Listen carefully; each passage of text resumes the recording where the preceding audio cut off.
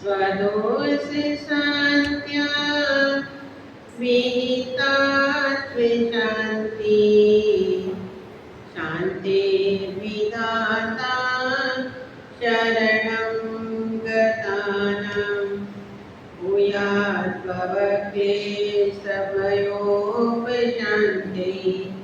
शान्तिर्धिनो मे भगवन् शरण्ये शान्तिर्धिनो मे भगवन् शरण्ये।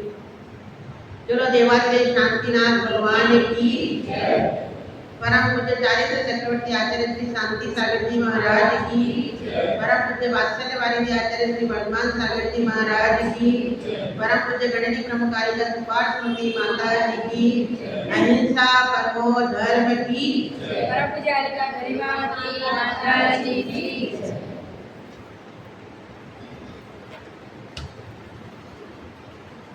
परसों अपन ने सुना था इस संसार का सुख कैसा है, सुना था ना? किस किस को याद है? याद है? कुछ याद है? हम सुनते हैं पर हमको याद नहीं रहता है और सुनने का प्रयत्न भी करते हैं। तो क्या बताया था संसार का सुख कैसा है? कर्मों के आदि है। अब याद आ जाएगा है? सबसे बड़ी बीमारी हमारी क्या है कि हमको याद नहीं होता। अरे ये सही बात है ना? हम सुनते तो हैं पर हमको याद नहीं होता। याद क्यों नहीं रहता? आपको याद नहीं रहता, ये पक्की बात बोल रहे हो, झूठ बोल रहे हो। आपको झूठ बोलने का क्या है कि झूठ बोलते हो? आपको याद नहीं रहता है। अभी महिलाओं को याद नहीं रहता। यहाँ बेटे बेटे इनसे पूछो कि रसोई घर में चने की दाल का डिब्बा किधर रखा है, तो यहाँ बता देगी कि तीसरे नंबर की अलमारी में तीसरे नंबर का डिब्बा है। और उसमें दाल कितनी वो भी याद है इनको, कितनी तारीख को लाए थे वो भी याद है। याद है कि नहीं बताओ? याद है? आपके बेटे की शादी में किसने कितने रुपए का लिफाफा दिया था? आपको याद है कि नहीं? याद है ना? यदि आपका बेटा या पति पूछते उसको उसके घर पे शादी में कितने रुपए का लिफाफा देना है, बोले 500 का दे रहे बच्चों, आपने 100 को यूं जमा कर दे तो हो दे दो 500 को का काम है। याद रहता है कि नहीं रहता है? बताओ याद रहता है कि नहीं? याद रहता है पर हमारा जिसमें इंटरेस्ट होता है वो याद रहता है, जिसमें इंटरेस्ट नहीं उसमें याद नहीं रहता है। पुरुषों को याद नहीं रहता कहाँ की कितना भाव करती, किराने की दुकान होती, कितने डिब्बे होते, इसको सब याद है कि किसका कौन सा भाव चल रहा है। याद है कि नहीं पवन जी? याद है ना? अब आपको याद नहीं रहता, कैसे याद नहीं रहता बताओ? याद रहता है पर हमारा जिसमें इंटरेस्ट होता। क्या कह रहे हैं आप बाबा जी? हाथ उठा रखे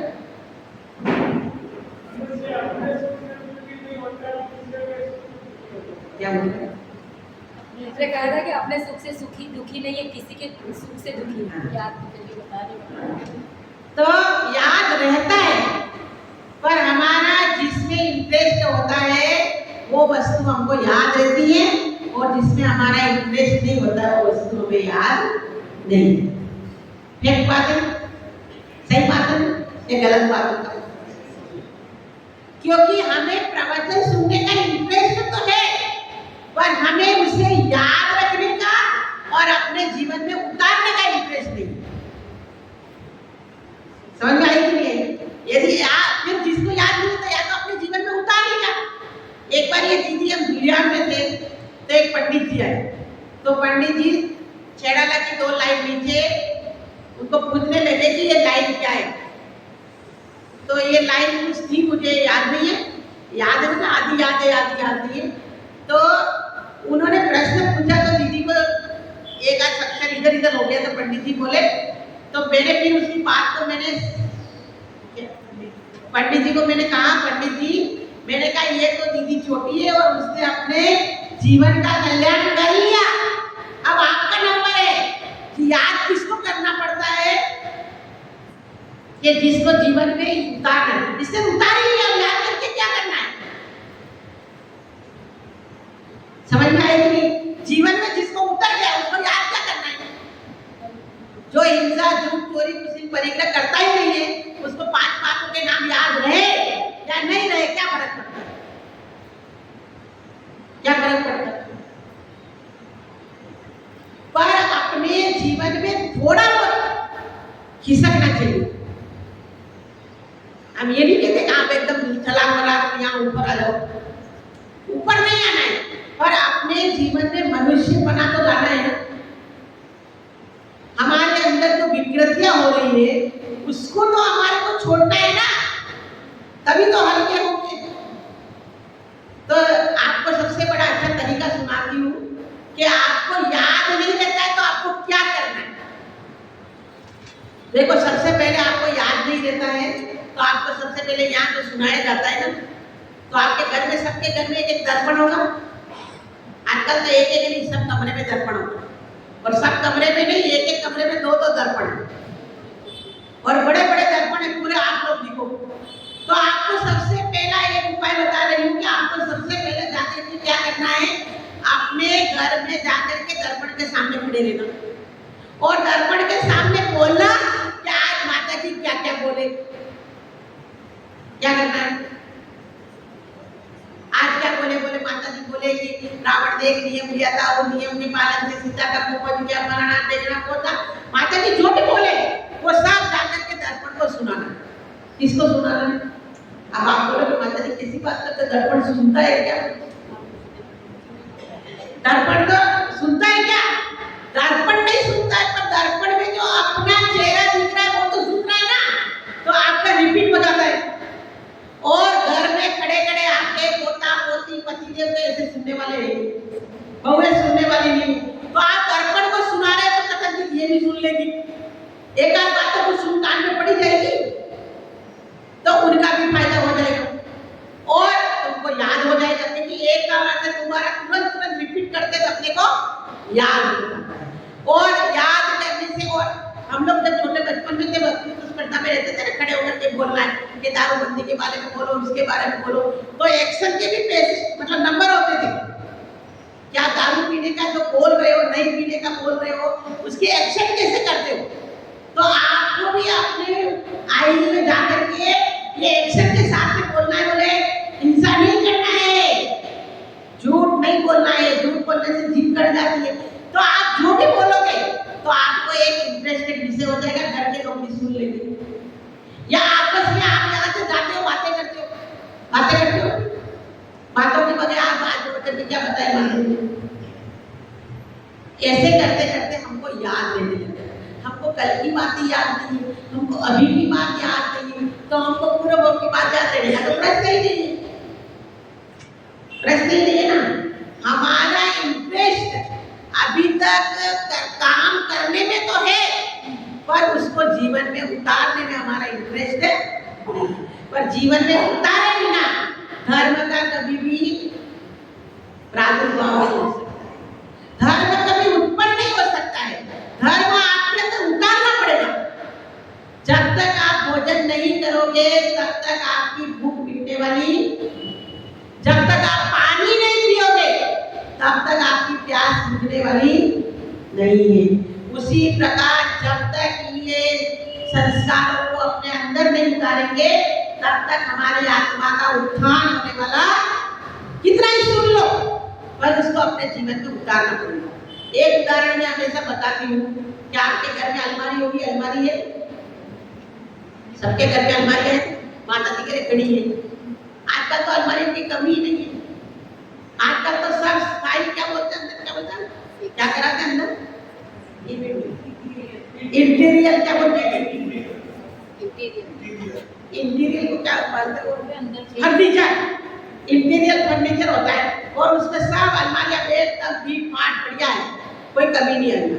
आपके अलमारियां बनी हुई है, अलमारी में पूरी अलमारी खाली हो तो बहुत अच्छी बात है, और नहीं खाली हो तो उसमें एक खंड खाली कर देना, एक खंड खाली कर देना, एक कोना कहीं का, और उसमें जाकर के जो यहाँ सुनते हो ना, जो यहाँ सुनते हो, तो वहां जाकर के अलमारी में सामने अलमारी में जाके रख देना।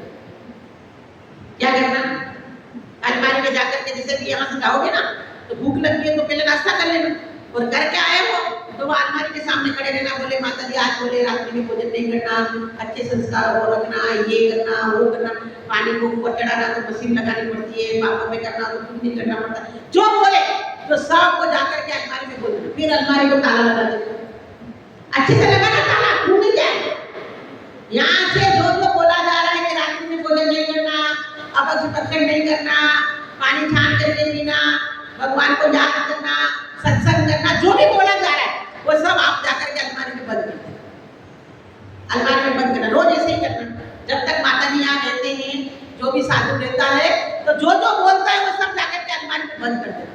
अब क्या करना, जैसे आपके घर में फर्स्ट एड बॉक्स है, फर्स्ट एड बॉक्स दवाई का फर्स्ट एड बॉक्स है, एक खाने का होता है और एक लगाने का, उसको कब कब काम में लेते हो मनोज भैया, फर्स्ट एड बॉक्स को कब कब काम में लेते हो, जब जरूरत हो जाए एकदम याद है कि नहीं। अब कल पूछूंगी आपको याद रहेगा ना तो ही प्रवचन सुनाऊंगी, थोड़ा बहुत तो याद रखना पड़ेगा ना।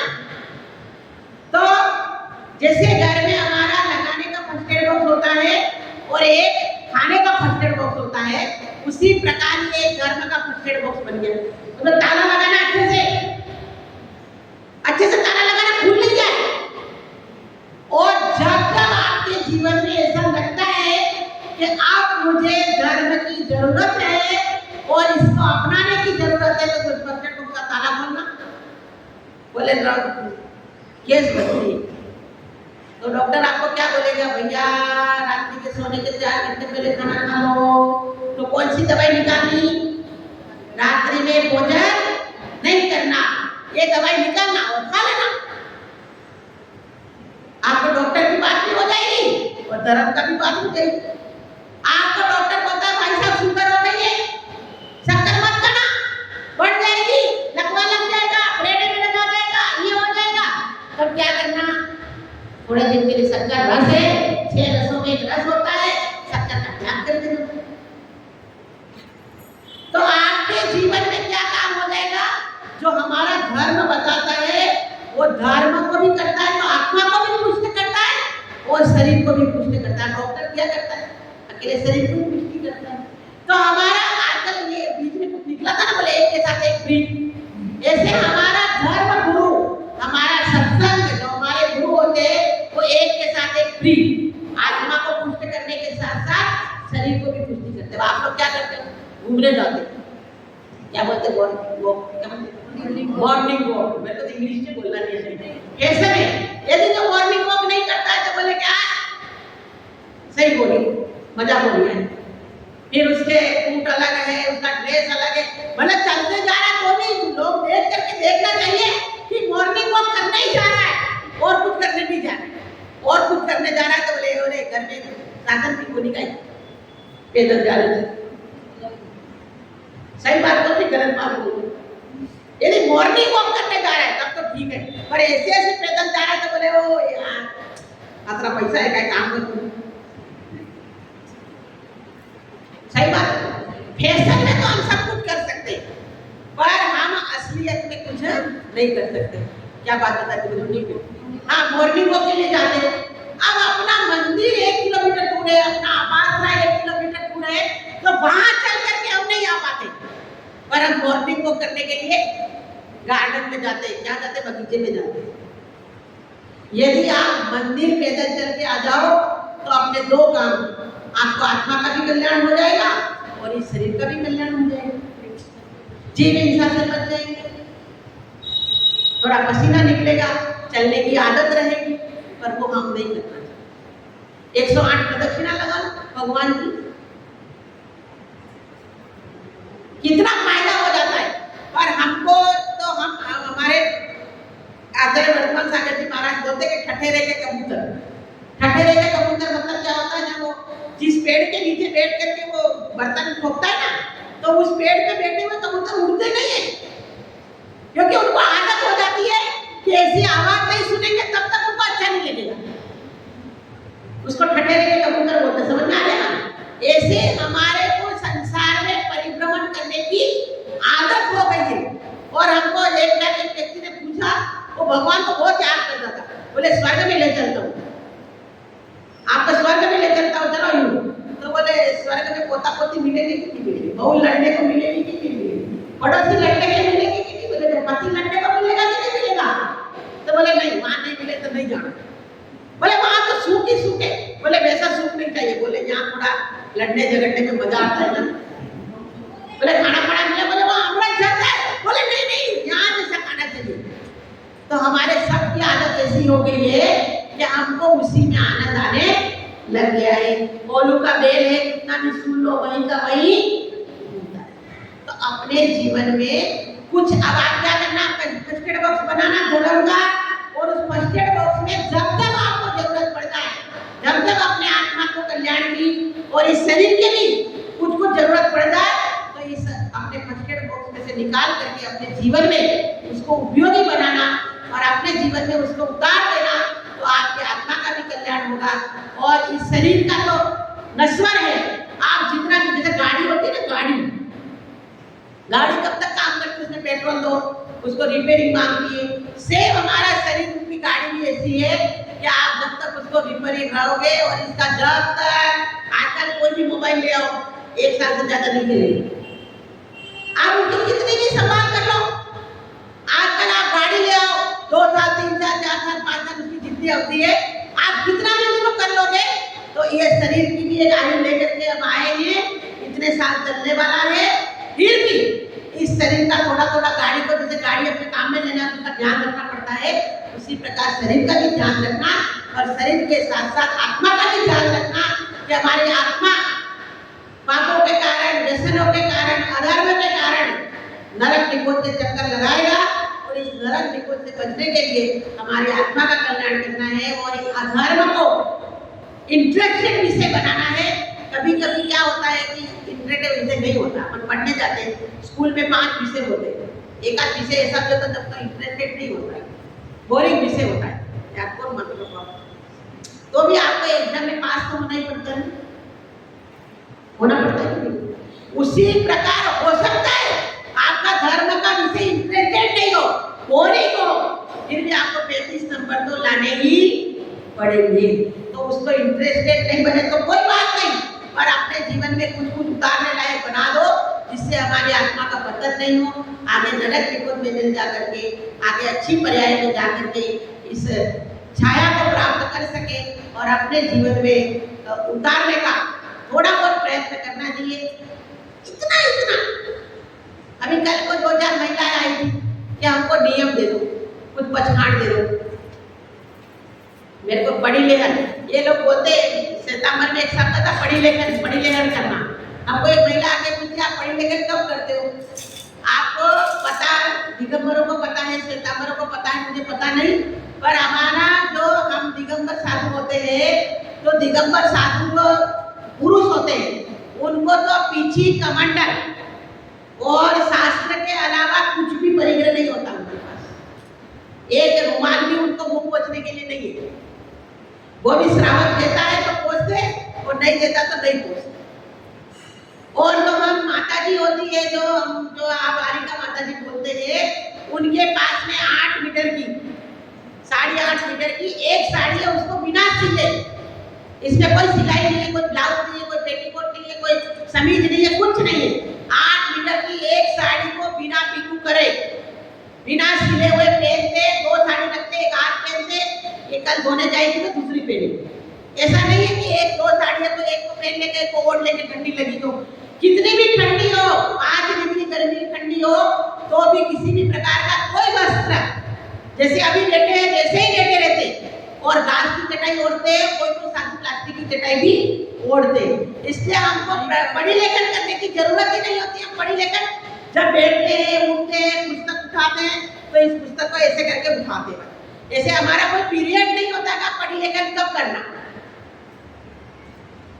इसलिए हम तो प्रति समय पढ़ी लेखन करके ही करते हैं। अपने शरीर को भी धूप से छाया में जाएंगे तो ऐसे करेंगे, जो भी करना है तो प्रति समय पढ़ी लेखन करके ही करते हैं। इसलिए पढ़ी लेखन का कोई विशेष समय नहीं है कि आप उस समय पढ़ी लेखन करो, आप उस समय वो करो।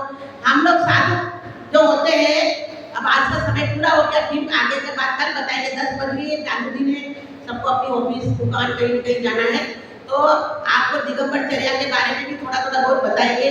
आपको पता है कि हाथ नहीं खाते हो, जिससे बाल वगैरह आ जाता है तो हाथ को छोड़ देते और मुंह में जो होता है ग्रास दबा रहे उसको भी थूक देते और खाली पानी से कुल्ला करके फिर कल मिलेगा। इस प्रकार की दिगंबर साधु की चर्या होती है और चर्या को देखने से भी पुण्य का बंद होता है। आप लोग साधुओं के दर्शन करते हैं उससे भी पुण्य बंद होता है। मैं आपको ये नहीं कह रही हूँ कि आपको याद नहीं रहता तो आपके जीवन में कुछ नहीं होगा, पर इससे थोड़ा कदम कदम आगे चढ़ने से अपनी आत्मा का कल्याण होता है और अपनी आत्मा का कल्याण करना ये हमारा परम कर्तव्य है। ये पुरुषार्थ आपके अंदर जागृत हो। इसी मंगल भावना के साथ जय बोलो देवाधिदेव भगवान महावीर स्वामी की